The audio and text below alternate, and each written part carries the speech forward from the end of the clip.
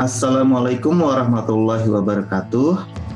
Selamat datang adik-adik mahasiswa jurusan Peternakan, Fakultas Pertanian Universitas Lampung.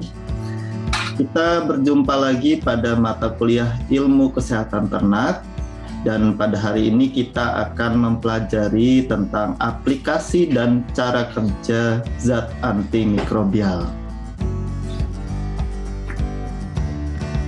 Adapun capaian pembelajaran mata kuliah Ilmu Kesehatan Ternak ini adalah mencapai CPMK 4, yaitu mampu memahami konsep dan merumuskan program pengendalian mikroorganisme patogen, memahami metode aplikasi dan cara kerja zat antimikrobial, dan membandingkan dan mengintegrasikan berbagai metode biosecurity, konseptual, struktural, dan operasional.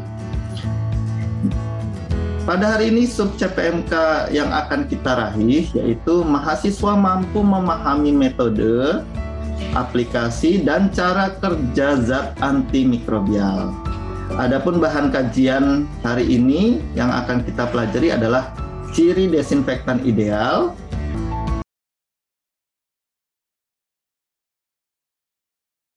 Jadi desinfektan itu adalah obat-obatan, zat kimia, bahan-bahan kimia yang digunakan untuk menghancurkan mikroorganisme patogen yang menempel pada benda-benda mati, contohnya kandang, ya, peralatan, kendaraan, sehingga dapat meminimalisir penyebaran agen penyebab penyakit dari satu lokasi kandang ke lokasi lainnya, gitu ya.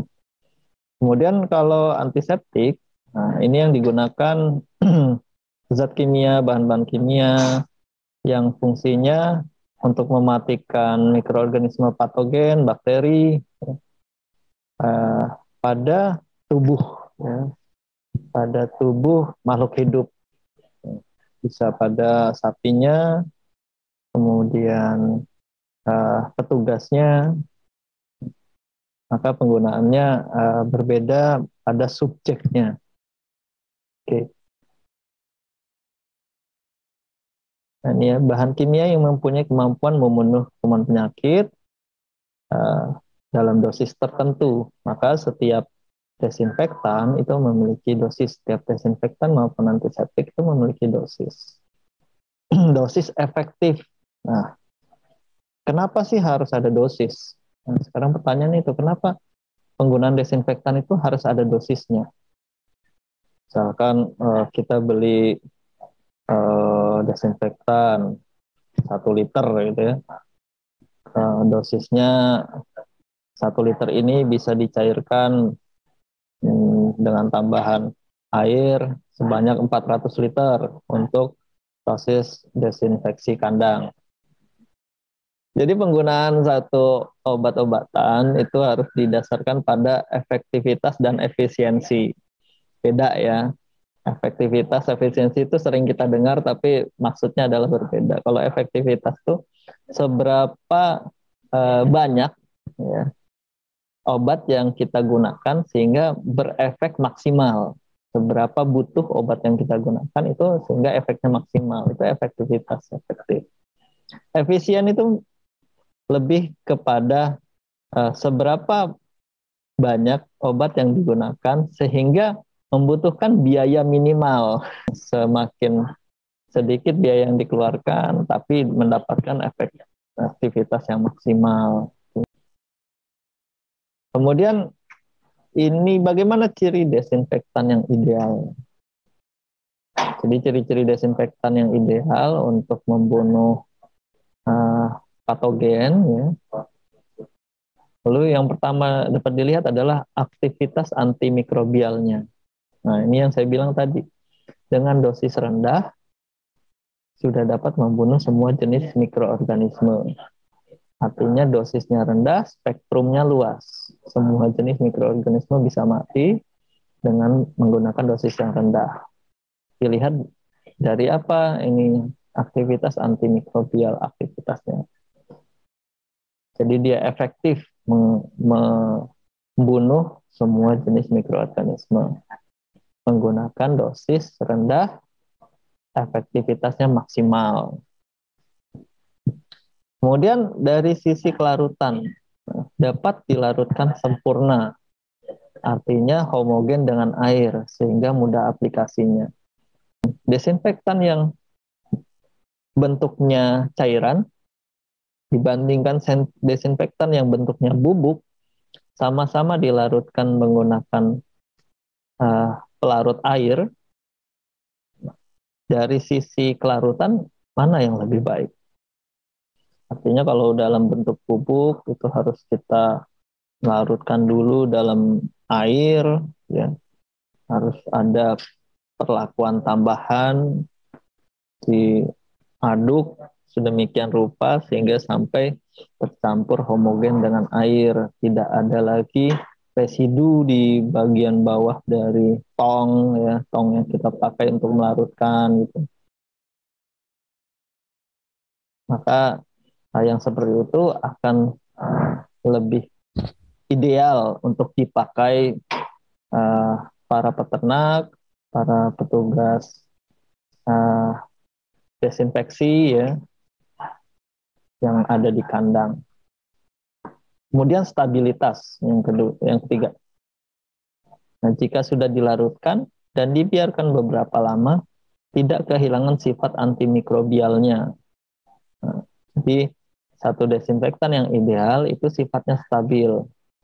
Jika dia sudah dilarutkan dengan air, sudah dicampurkan desinfektannya, ditambahkan dengan air, kemudian disimpan dalam drum gitu ya, kemudian digunakan lagi lain hari, itu tidak kehilangan sifat antimikrobial, tidak kehilangan sifat untuk membunuh patogennya, tidak kehilangan sifat untuk menghentikan pertumbuhan perkembangan dari patogennya. Ya.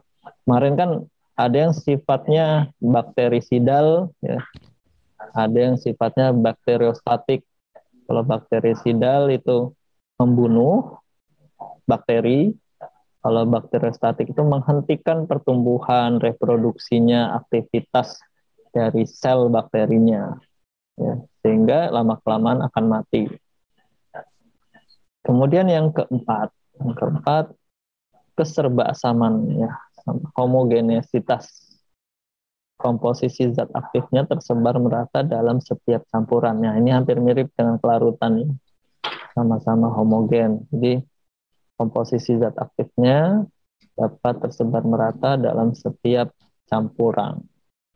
Ya, sudah ada 4 nih. Aktivitas antimikrobial, ya. Dengan dosis rendah dia efektif membunuh semua jenis mikroorganisme. Kemudian homogen, mudah diaplikasikan. Kemudian stabil, dibiarkan disimpan beberapa waktu, tidak rusak, tidak kehilangan sifat membunuh patogennya. Kemudian mudah tersebar di dalam campuran. Kemudian yang kelima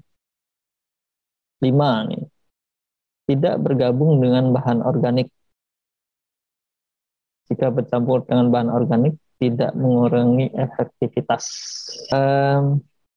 Maka desinfektan itu diberikan setelah kandang itu dibersihkan dengan air tekanan tinggi. Ya, jadi untuk melakukan desinfeksi kandang, baik di spray maupun di fogging, nah, kondisi kandang itu harus sudah dibersihkan dulu.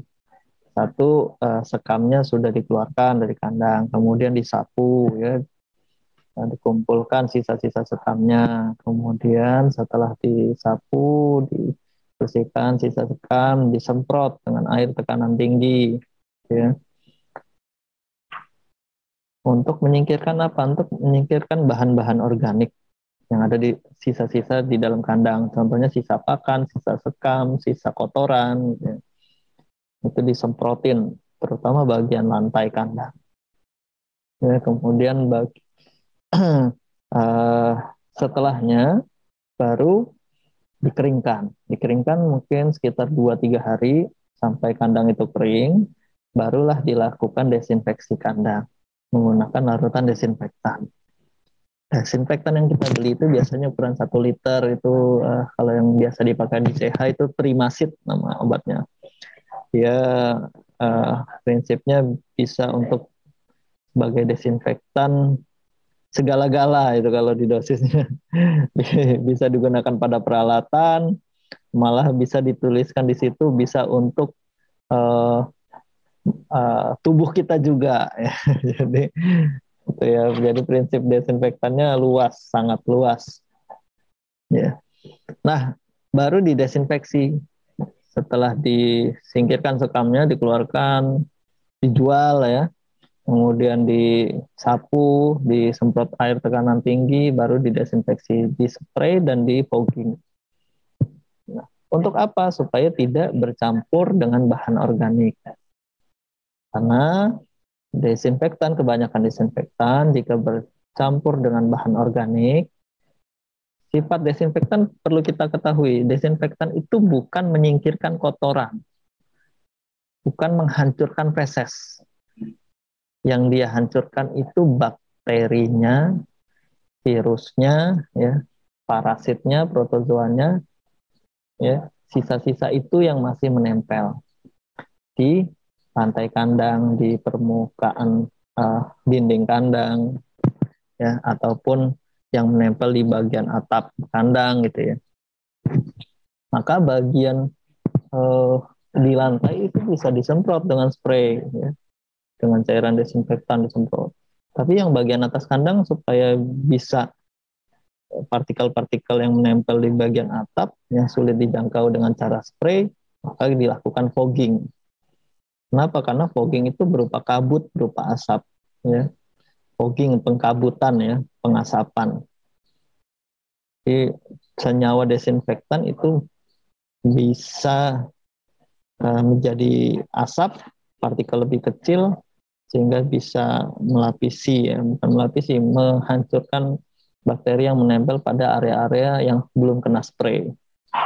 Nah, desinfektan itu tidak menghancurkan fesesnya, tapi dia membunuh bakterinya. Nah, kalau bakteri, virus kita bayangkan ya, masih banyak media untuk dia hidup, seperti di feses, di sisa pakan, di sisa sekam gitu ya. Artinya kemampuan dia untuk memperbanyak diri, melakukan replikasi itu jauh lebih besar. Kemarin kan kita sudah belajar ya tahapan replikasi mikroba. Nah, itulah kenapa supaya desinfektan itu efektif diberikan, maka proses pembersihan kandang itu harus dilakukan dulu, ya. Kenapa? Karena kalau bercampur dengan bahan organik, desinfektannya yang kalah. Kalahnya kenapa? Sudah susah payah kita semprot desinfektan, tapi media, bakteri, virus, protozoa, parasit untuk hidup masih ada di situ. Ya. Idealnya adalah desinfektan ini sifatnya tidak bergabung dengan bahan organik. Jadi karena dia bergabung dengan bahan organik, maka efektivitas akan berkurang. Kemudian aktivitas antimikrobial pada suhu kamar. Artinya apa? Desinfektan itu tidak perlu dicampur dengan air panas gitu ya. Tentunya kalau dengan air panas ya virus, bakteri ya mati gitu. Tidak perlu ada perlakuan lain untuk desinfektan itu larut bersama air. Tidak harus airnya dipanasin kemudian dimasukkan desinfektan baru dia larut gitu ya, homogen. Kemudian baru nunggu dulu dingin, kemudian baru bisa disemprot. Ya. Jadi itu tidak perlu ada perlakuan lain yang mempersulit petugas desinfeksi maupun peternak yang akan mengaplikasikan obatnya, desinfektannya ke kandang maupun peralatannya. Ya. Maka yang ideal adalah yang bisa digunakan pada suhu biasa saja ya. Maka desinfektan yang ideal ditempatkan pada suhu kamar atau suhu sejuk ya, tidak perlu disimpan dalam suhu dingin ataupun saat dicairkan harus memakai air panas, air hangat, itu tidak perlu seperti itu. Maka yang dilihat adalah aktivitas antimikrobialnya pada suhu kamar, suhu normal, suhu ruangan, ya, suhu biasa saja. Kemudian dilihat dari yang ketujuh adalah kemampuan untuk menembus apa? Menembus dinding sel, membran sel, sampai ke inti sel. Yang paling bagus adalah desinfektan yang dapat membunuh patogen. Nah, ini yang lain ya. Nah, ini secara kasat mata lah. Ya. Tidak menimbulkan karat dan warna, jadi tidak menyebabkan karat pada besi, peralatan yang kita semprot dengan desinfektan, tidak menimbulkan perubahan warna, artinya tidak bersifat korosif. Kemudian dia memiliki kemampuan menghilangkan bau yang kurang sedap, ya, bau feses ya, di kandang itu bisa hilang ya, dengan pemberian desinfektan. Kemudian berkemampuan sebagai pembersih. Kayak yang dilihat efektivitas dan efisien. Makanya efektivitas dan efisien itu yang pertama ya, aktivitas antimikrobial dengan dosis rendah sudah dapat membunuh semua jenis mikroorganisme. Efektif dan efisien. Kemudian nah di sini juga disebutkan berkemampuan sebagai deterjen atau pembersih. Jadi kalau deterjen kayak Rinso ya sebenarnya bisa dipakai ya, tapi mahal ya. Kemudian tidak berbahaya bagi ternak dan manusia.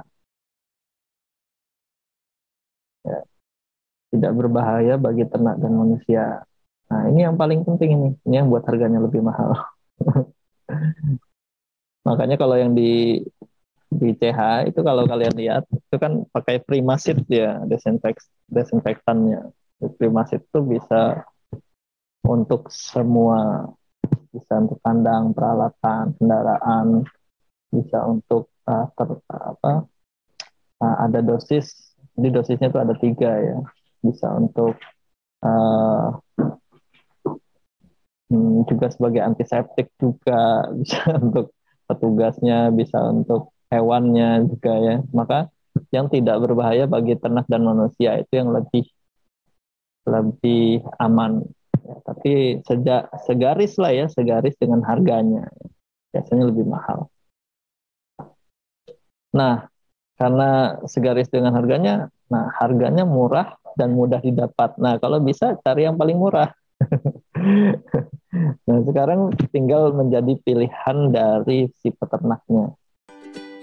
Nah, jadi itu yang dapat saya berikan untuk hari ini. Terima kasih, saya cukupkan kuliah hari ini.